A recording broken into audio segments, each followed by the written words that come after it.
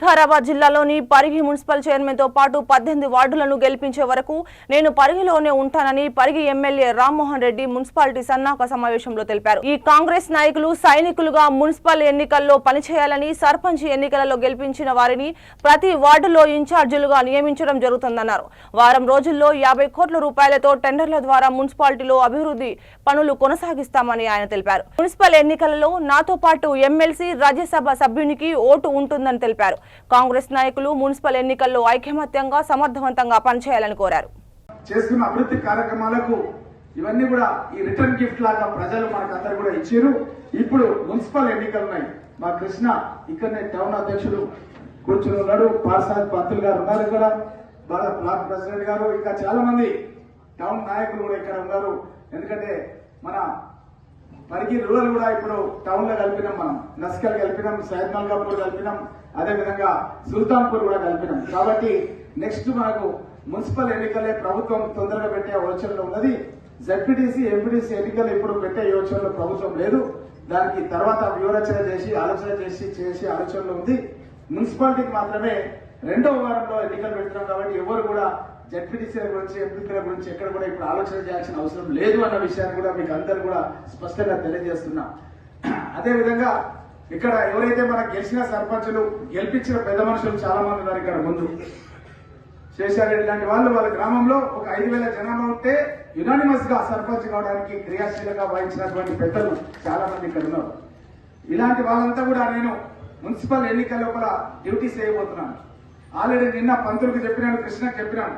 ఎవరైతే ఇంట్రెస్టెడ్ ఉండి రేపు కౌన్సిలర్ గా నిలబడాలనుకుంటున్నారో వాళ్ళ నుంచి సమాచారం సేకరించండి అని చెప్పినాను. కొంతవరకు వాళ్ళు నిన్న చేసిరు, మిగతా వర్క్ ఇక నేను ఇక్కడే ఉంటాను. అది శాసనసభ అయిపోయింది.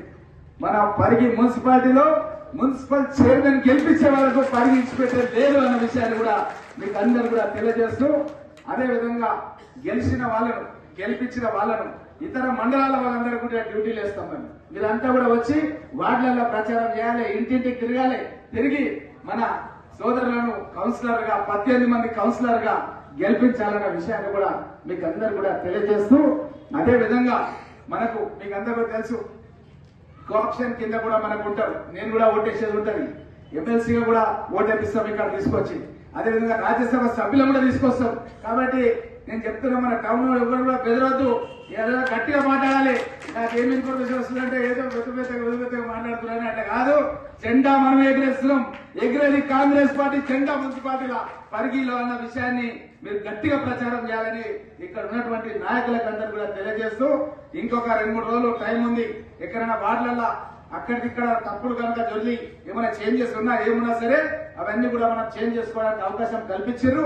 కాబట్టి అవన్నీ కూడా మీరు లిఖితపూర్వకంగా మున్సిపల్ కమిషనర్ కు లెటర్ ఇస్తే అవి కూడా చేంజ్ చేసేస్తాం.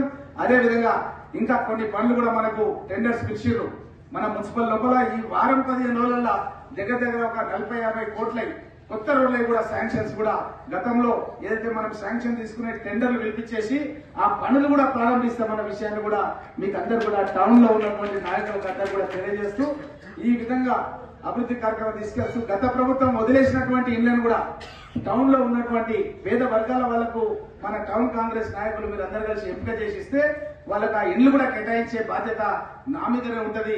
నేను లెటర్ ఇస్తే వస్తుంది. కాబట్టి మీరు ఐడెంటిఫై చేసి ఎవరైతే పేద వర్గాల వాళ్ళు ఇల్లు లేని